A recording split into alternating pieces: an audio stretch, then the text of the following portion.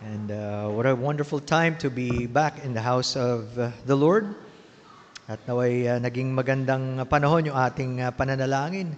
And also that was a very good reminder through the song. Ano yung dapat na attitude natin pagdating sa ating Diyos? Because sometimes we forget gaano siya ka dakila, and then we fail to feel that awe and wonder of our God. Pero sana nga ay patuloy tayong katagpuin ng ating Diyos.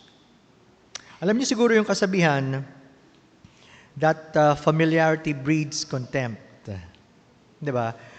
Kapag daw masyado ka ng familiar sa isang tao o sa isang bagay, ang tendency is hindi mo na masyadong pahalagahan. Di ba? Just like for example, araw-araw nating nakikita yung ating family members, either asawa o mga anak. So for us, andyan sila, mahalaga sila, pero may mga panahong hindi na tayo nagkakapansinan, basta andyan naman sila palagi. And possible din marahil sa mga church members, palagi naman kayo nagkikita, marahil every week or so, or sa mga kaibigan, diba? Sa mga kamag-anak. It can happen. Palagay nyo ba, pwede ring mangyari ito pagdating sa Diyos, sa gawain ng Diyos, and even as we would be partaking this afternoon about the Lord's table. Diba? Napaka-posible, especially if we've been doing something like this for quite some time na. Tagal na natin ginagawa. So, alam na natin yung concept, alam natin bakit siya ginagawa, and so it's possible to just do it to go through the motions. Pero sa hapong ito, hopefully as the Lord would remind us patungkol sa kahalagahan ng sakripisyo ng Panginoong Jesucristo at kung paano ito na ipapahayag sa banal na hapunan. The value of Jesus' sacrifice as shown in the Lord's Supper. We would be going to our famous passage in 1 Corinthians 11, pero before we do that, let's ask the Lord in prayer. Maraming salamat, aming Panginoong Diyos, because you are truly our great and marvelous God. Totoo, Panginoon, kayo po ang kailangan namin to move in our minds and hearts para makita namin ang inyong greatness, or else we might just miss you. Gaya nga ng message kanina, kung may anumang bagay na dapat maganap sa aming buhay, we ought not to miss the Lord Jesus Christ.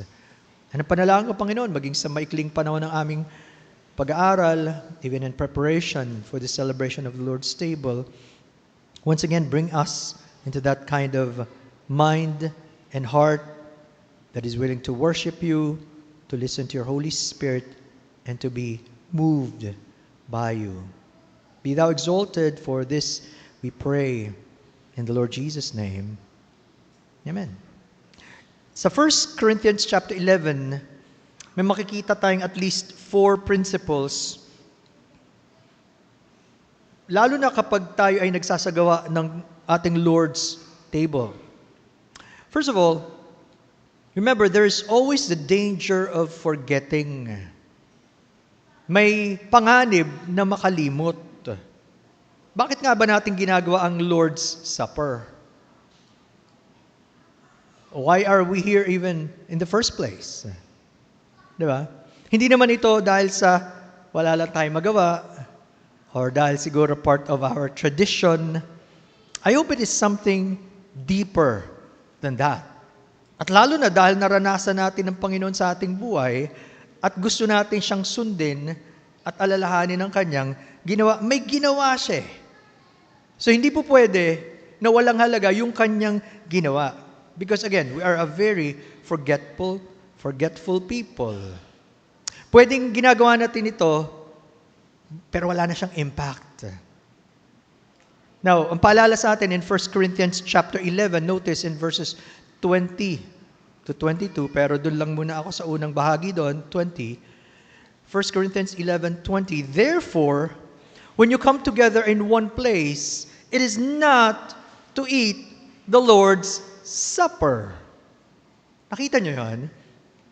Ang sabi ni Apostle Paul sa mga Corinthian Christians, pag kayo nagtatagpo-tagpo, hindi naman kayo narariyan sa isang lugar para magpartake ng Lord's Supper. So, why were they there in the first place? Yun ang negative eh. Andun sila at that particular occasion, pero wala sila doon para magpartake. Because remember, it's not just the mere act. Pwede mong gawin yung outward, pero hindi ibig sabihin na talagang ginawa mo para sa Panginoon. Of course, nire-refer ni Apostle Paul yung early church tradition na ginawa nila, na kinumbay nila yung tinatawag na love feast. Ito yung magsasalo-salo sila ng meal at ikinumbay nila with the Lord's Supper. At marahil daw, isang naging dahilan ba't nila ginawa yun, nakikita kasi nila, ginagawa madalas ng Panginoon, kasalo ang kanyang mga alagad. Madalas silang kumakain. And so, parang normal lang, dahil nga in-institute ng Panginoon ng Lord's Supper, why not pagsamahin natin, kasama na rin yung ating pagkakaisa sa pamamagitan ng pagkain. But notice, there was a problem. Ang naging malaking problema nila, there was a shift on their focus. Hindi na dun sa actual Lord's Supper at hindi na dun sa dahilan ba't nila ginagawa ito, napunta na sa less meaningful activity. Sabi pa nga sa verse 21, "For in eating, each one takes his own supper ahead of others, and one is hungry and another is drunk." Napansin nyo? Andun agad yung selfishness, pagiging makasarili. Ako ang mahalaga. Gusto ko nang mauna, gagawin ko gusto ko. Yun ang attitude nila. They did not even care about other people. Ba't pa kayo magkakasama-sama? Kumpara lang naman sa iyan. And then, this the second half, ng verse 21, magtataka kayo, sabi, one is hungry and another is drunk. Kasi the concept of the love feast, syempre, iba-iba ang katayuan sa buhay. Yung mga may kaya are expected to help yung mga walang kakayanan. Kaya yung may kaya, supposed to be, sila yung magdadala ng mas marami for the sake ng mga walang kakayanan. Magdadala marahil yung mga mahihirap na members, pero hanggang kaya lang nila, ang mas nakakakaya ang magdadala for the benefit of everyone. Pero bakit may nagugutom? Kasi hindi nga nila inaalala yung iba. Ako, marami kong handa, kumain kayo kung gusto nyo, basta ako kakain on my own. Ano na naging concept nun? Hindi natupad yung kanilang original na minimiti na magkaisa sila. And matatandaan nyo, in this chapter, tinalakay din ni Apostle Paul, isa sa mga pinakamalaking dahilan ng problema ng Corinthian church, they were divided. Hati sila. There were factions. Nagkakanya-kanya. Verses 18 to 19, sinabi niya yan. So dun pa lang, may problema na agad sa kanilang puso, sa kanilang desire, at sa kanilang pakikipagtagpo sa isa't isa. Hindi mangyari. Masagana yung mayaman, habang nahihirapan yung mga mahirap, hindi rin sila nagkaisa doon. Bakit naman may lasing? Now remember, ang background ng Corinthian Christians, galing sila sa pagan origin. The whole Corinth. Ganun eh. Di ba? Pagano eh. Sa panahon yun, natural, yung mga riotous acts, yung mga nagwawala, parang wala lang sa kanila. Normal yan sa society nila. Ang problema, nadala sa church to the point, wala silang nakikitang mali kahit may isang nalasing. Again, ginamit nilang panahon para mag-enjoy too much. So, may problema. Kaya nagbitaw si Apostle Paul ng mabigat na salita. Sabi niya sa verse 22, the first part, "What? Do you not have houses to eat and drink in?" Mabigat yung mensahe yun. Bakit? Gusto nyo rin naman palang kumain. Gusto nyo rin naman palang uminom at magpakalasing. Ba't di nyo na lang gawin sa bahay nyo? Yun ang implication ng sinasabi ni Apostle Paul. At nung binabasa ko to, pupunta tayo sa church, uupo tayo, supposed to be kakanta tayo, makikinig tayo, pero may iba ka palang ginagawang attention. Hindi mo para sumamba sa Diyos. Hindi mo naman handang ibigay ng buong buo yung sarili mo. Bakit nasa church ka pa in the first place? I'm speaking to myself. At habang the Lord was revealing this to me, how many people are like that? Every Sunday, kahit nga siguro Wednesday, nakagawian na lang. At di na nag-iisip, nalulugod ba talaga ang Panginoon? Dito natin dapat makita, may malaking pagkakaiba ang pagsamba sa Diyos, especially in a corporate setting, compared to all of the other things na ginagawa natin in life. Of course, dapat lahat yan. Just like Pastor Eric is always saying, Coram Deo, lahat ng buhay natin sakop, dapat ng Diyos, araw-araw na ginagawa sa church, yung trabaho, pag-aaral, family, lahat yan para sa Diyos. Pero ganito, may mataas na value para sa atin ang pagsamba sa Diyos kumpara kung ikaw matutulog sa bahay, kung ikaw kakain sa bahay, kung ikaw may gagawin kang kahit ano, may kaibahan yun. Why? Because hindi na dapat sinasabi, pero dapat pang ring ipaalala, kanino ba natin ginagawa? Pag ganun ang concept natin, magbabago ang lahat ng ginagawa natin kung talagang para sa Diyos. Pag hindi naging totoo sa atin ito, we are not even conscious, sabi niya sa verse 22, the second part, or do you despise the church of God and shame those who have nothing? What shall I say to you? Shall I praise you in this? I do not praise you. Wala silang kaalam-alam. In fact, the Apostle Paul was shocked. Ito nagaganap sa kanila. Hindi nila pinapahalaga ng Lord's Supper. At hindi nila alam, ang hindi nila pagpapahalaga ay pagbababa sa kanilang pagtanaw sa Panginoon at sa kanyang iglesia. They were actually despising, hinahamak nila ang Panginoon at ang kanyang iglesia, ang gawain ng Diyos. Sometimes you are not conscious. Even the very small things na pinagagagawa natin na walang kakwenta-kwenta because of habits, hindi na natin naisip, hindi na nagbibigay kaluguran sa Panginoon. Tuloy lang tayo, business as usual. Pero pag kinonvict tayo ng Panginoon, we would say, Lord, patawad po. I was in the service the whole time, pero 90%, hindi ko kayo in-honor. How many of us would be willing to accept that? Ganun na nangyari sa kanila. And so God was not pleased. At ang isa pang epekto, dahil nga sila ay nanatili sa kanilang kayabangan, pagmamataas yung mga mayayaman, binababa nila yung iba.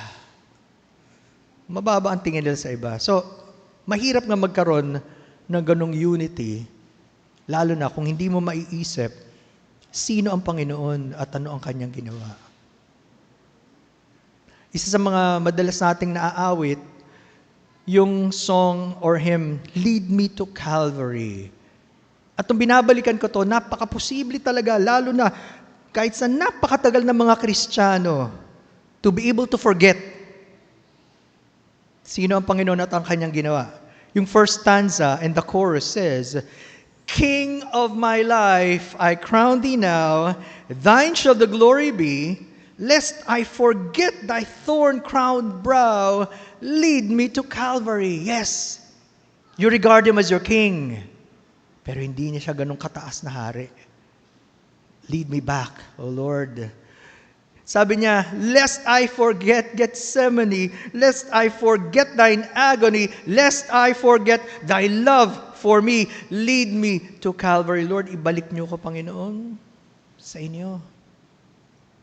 How often we need to be reminded. So, there's always a danger of forgetting. Pangalawa, ganun kahalaga ngayon tuloy ang pag-alala. The importance of remembering. So, how did the Apostle Paul try to counteract ang kanilang pagkalimot at pag-focus sa mga less important things? pinaalala niya ngayon ang ginawa ng Panginoon. Sabi sa 1 Corinthians 11, sinimulan sa 23 hanggang 25, notice the first part. For I received from the Lord that which I also delivered to you. Pansinin niyo, hindi lang niya inimbento o naisip ang mga bagay na ito, pinahayag sa kanya ng Diyos, binigay sa kanya ng Panginoon. It could have been a personal revelation. Kung paano nagpakilala ang Panginoong Hesus sa kanya personally, pwedeng ganon. Or pwede, pinagbasehan din niya yung sinulat ng ibang mga alagad ng Panginoon. Napakalapit nito dun sa Gospel of Luke. And of course, makukuha natin yung buong picture kapag isinama natin yung ibang Gospel accounts. Or pwede rin daw, nakausap niya yung ibang mga apostol. Pero ang pinakamahalaga dito, actually we don't know the real way. Paano ibinigay ng Panginoon. Pero isang bagay mahalaga, hindi sa kanya nanggaling, ibinigay ng Diyos, tinanggap niya sa Panginoon. Kaya alam niyang totoo. And we have it now here on record. Anong natanggap niya? Sabi noon, that the Lord Jesus on the same night in which he was betrayed, took bread, and when he had given thanks, he broke it and said, take, eat, this is my body which is broken for you. Do this in remembrance of me. In the same manner, he also took the cup after supper, saying, this cup is a new covenant in my blood. This do as often as you drink it in remembrance of me. Ang emphasis ni Apostle Paul ay yung pag-alala sa ginawa ng Panginoong Hesukristo at ano ang ibig sabihin nun. Remember, para sa context nila, sa concept ng mga Jews, they were remembering the Passover. Ito yun din panahong sineselebrate nila ang Passover kung saan iningatan sila ng Diyos sa kamatayan at i-deliver sila mula sa Egypt. Ito rin yun. Now, yung maliit na detail na yun, mapapansin nyo, bakit sinama pa sa account. This is the second part ng verse 23. The same night in which he was betrayed. Later on, magaganap yung betrayal.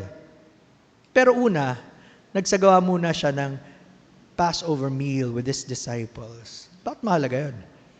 This is a fulfillment of Psalm 41:9, kung saan hundreds of years bago maganap, sinabi na mangyayari ito. Sabi doon, Psalm 41:9, even my own familiar friend in whom I trusted, who ate my bread, has lifted up his heel against me. Yung term lifted up his heel, ibig sabihin, acted as a traitor. Talagang magaganap yun. Pero tinuloy pa rin ng Panginoon. Kita nyo gaano ka-accurate ang salita ng Diyos.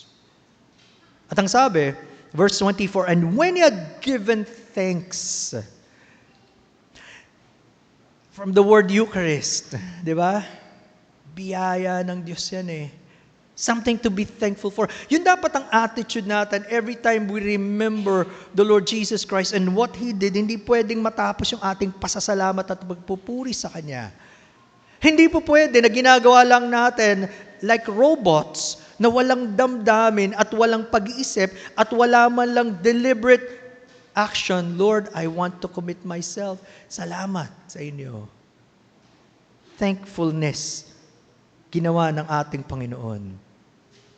And then binanggit niya, this is my body which is broken for you. Ibig sabihin, when we are partaking of the Lord's Supper, I am supposed to remember that it was Jesus' body that was broken for me. Bawat isa sa atin, dapat alalahanin natin yung katawan mismo ng Panginoon, Hesukristo, ang Kanyang ibinigay. Nasugatan, ibinigay, namatay para sa akin personally. Remember, in the Passover meal, ang kanilang ginagamit ay unleavened bread, walang yeast. Dalawang bagay daw, bakit? Una, as alam naman natin in the Bible, yeast is a picture of sin and corruption. At dahil ang larawan ng yeast, yung pampaalsa, ay kasalanan, hindi nilalagyan ng yeast. para umalsa, kaya flat. Pero pangalawa, dahil nagmamadali silang umalis sa Egypt at that time, wala na silang panahon para hintayin pang umalsa. Mabilis na nilang kinuha yung tinapay. Nakita niyo yan? And I was actually amazed. Kahit sa itsura lang daw ng unleavened bread, meron na agad sinisimbolize at pinipicture. Sabi ni David Guzik, the unleavened bread used at the Passover meal had the scorch mark stripes and holes from baking that looked like pierced marks. Doon pa lang, sa pagkakaluto niya, meron na siyang scorch mark stripes. At may butas sa pagtutusok. Again, just like the Lord Jesus Christ which was broken for us, walang kasalanan, no leaven, at dahil doon yung kanyang katawan, talaga naman binugbog, pinahirapan. He took our stripes para sa atin. At He was pierced. Tinusok siya. That in itself would definitely remind you of what He did. Now, binanggit yung cup, verse 25, the second part, this cup is the new covenant in my blood. Sa pagtanggap daw ng cup, maalala natin, ang dugo ng Panginoong Jesucristo ang ibinuhos niya ng sagana para magkaroon ng panibagong pakikipagtipan sa atin bilang kanyang bayan. Actually, sa kanila palang Passover meal, iba-iba ang cups na ginagamit. At least 4. Pwede meron pa. Bawat isa, iba-iba ang title. At mahalaga daw yung 4 na cups na ito sa kanilang pag-celebrate ng Passover meal. Ito daw yung pangako ng Diyos sa kanila in Exodus 6:6-7. Ang unang cup is called as the cup of sanctification. Yung paghihiwalay sa kanila ng Diyos. I will bring you out from under the burdens of the Egyptians. Paalala sa kanila yon. Inihiwalay sila ng Diyos para sa Kanya. Pangalawa is the cup of deliverance. I will rescue you from their bondage. Iniligtas sila ng Diyos. And then the third, the cup of redemption. I will redeem you with an outstretched arm. Imagine, kapangyarihan ng Diyos ang nagtubos sa kanila mula doon. And the fourth one is the cup of praise. I will take you as my people. Kaya gano'n lang ang pagpupuri nila sa Diyos. At mahalaga yun, bawat isa, dadaanan nila, iinumin nila yun. Pero in our passage, ang tinutukoy na cup na binabanggit ng Panginoong Jesucristo is the cup of redemption. Yung pagtutubos sa kanila. At dito, dadali ng Panginoon into a different meaning yung kanilang experience at inalala nila sa pagkabihag sa land of Egypt for 400 years.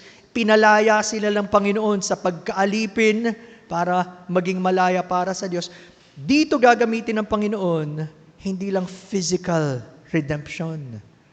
Dahil sa kanyang dugo, dahil sa kanyang sakripisyo, meron na tayong katubusan sa ating kasalanan dahil sa ginawa ng ating Panginoong Jesucristo, ang anak ng Diyos.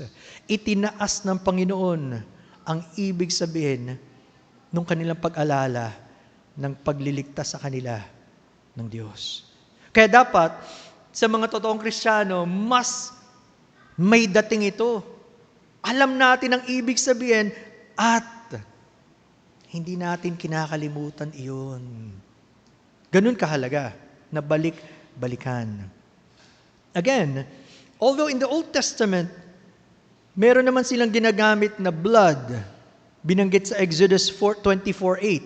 Si Moses, nag-offer siya with blood. Pero Old Covenant yun.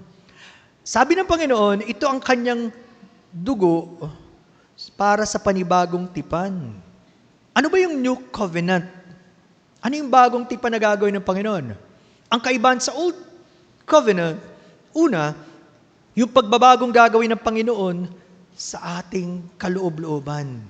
Lilinisin niya ang ating kasalanan. It's about inner transformation. He would cleanse us from all sins. Ang sabi siya, Jeremiah 31:34, "For I will forgive their iniquity, and their sin I will remember no more." Pinangako na ng Diyos yan. Pangalawa, pag pinag-usapan ng New Covenant, patungkol sa salita ng Diyos at sa kalooban niya para sa atin. Bakit? Sabi sa Jeremiah 31:33, "I will put my law in their minds and write it on their hearts." Kaya yun ang isang pagbabagong ginagawa ng Panginoon sa isang tinubos niya, nagkakaroon ng liwanag ang salita ng Diyos. Nagiging mahalaga. Isinusulat ng Panginoon sa atin. At pangatlo, pag pinag-usapan ng New Covenant, ito yung pagkakaroon ng malapit at bagong relasyon sa Diyos. Jeremiah 31:33, "I will be their God, and they shall be my people." Hindi na tayo estranghero sa Kanya. Anak niya na tayo. At lalo namang hindi baliwala ang Diyos because He's our Father. And the Lord Jesus Christ is our Savior. Tapos hindi siya mahalaga. And of course, salamat sa banal na Espiritu na kumikilos sa atin. Iba na yung relasyon natin ngayon. Again, because of what the Lord Jesus Christ did in the New Covenant. Salamat sa Panginoon. Pero nakakalungkot, kahit sa maraming professing Christians, nagsabing, "Oo, Kristiyano ko, tinubos ako ng Panginoon," posible na walang naganap na totoong pagbabago sa kalooban. Pupwede na hindi niya nakitang mahalaga yung paglilinis ng Diyos sa kanyang kasalanan. Pupwede na hindi ganun kahalaga ang salita ng Diyos at ang kalooban ng Diyos. At posible rin na hindi niya na-enjoy ang panibago at malapit na relasyon sa Diyos. At ang isa sa pinakamalaking tanong ko dyan, bakit? Kung totoong tinubos ka ng Panginoon at naranasan mo siya sa kaligtasan, bakit? Satisfied ka na bang ganon? Dalawang bagay lang eh. Either hindi mo totoong naranasan ng Diyos sa buhay mo, sa kaligtasan, or naranasan mo siya, pero kinalimutan mo na siya.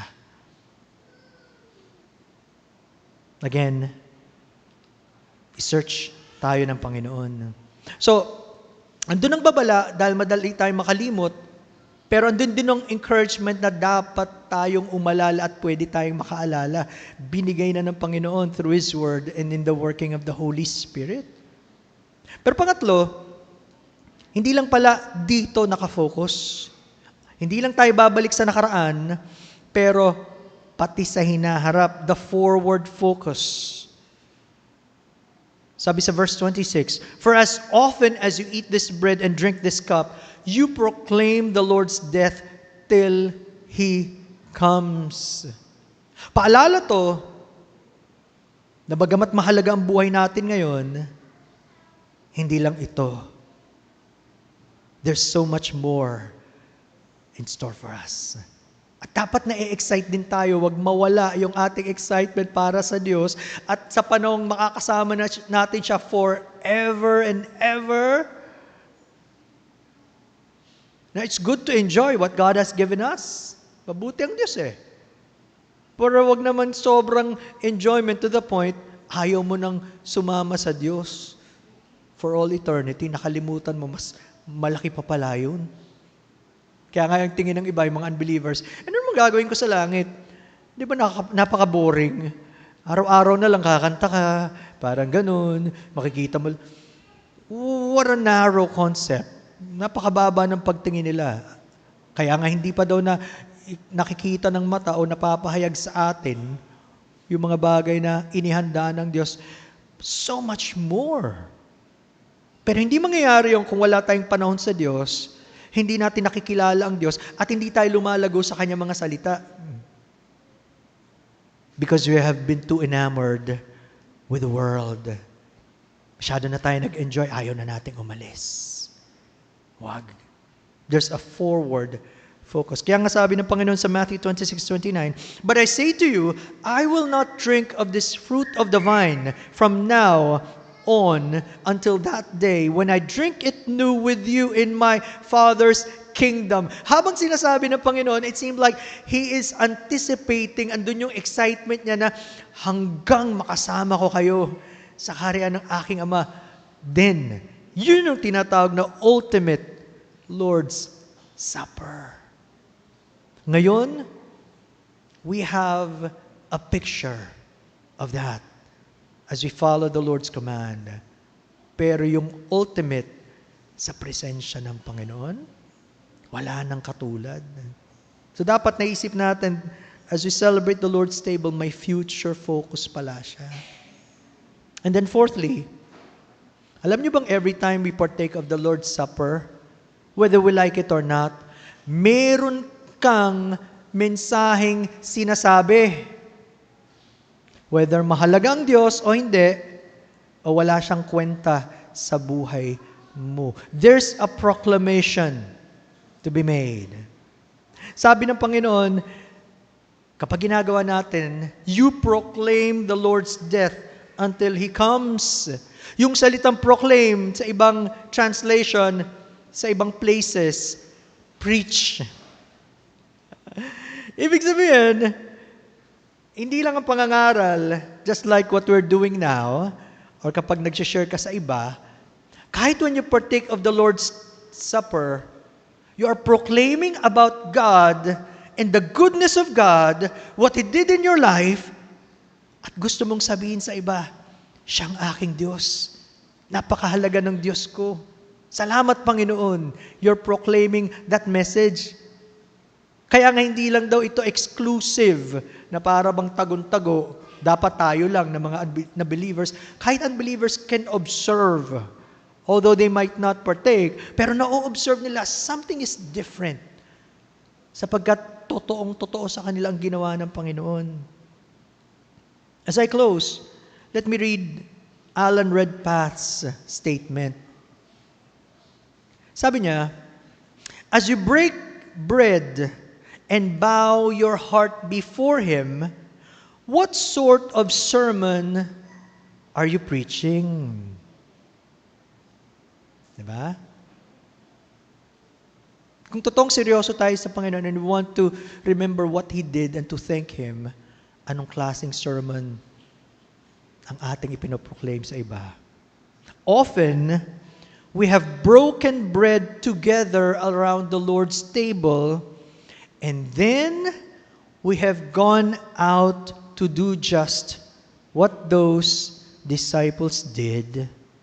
We have denied Him. Tandaan niyo mangyayari after this Lord's table? Pag alis nila, huhulihin ng Panginoon and they will all deny Him. Katatapos pa lang nun. What kind of life do we have? Double lives? Very serious. Yes, we want to partake of the Lord's table. Pero the entire week, we're not serious about God. Hindi siya totoo sa buhay natin. At sa susunod na pagkikita na lang ulit, tsaka ako na maiisip ang Diyos. Ganun ba tayo mga kapatid? Sana nagkaroon tayo ng kaunting pag-iisip as the Lord would remind us, gaano pala kahalaga ang ginawa ng Panginoon. That's why He instituted the Lord's table for our good and for His glory. May the Lord bless us through His word.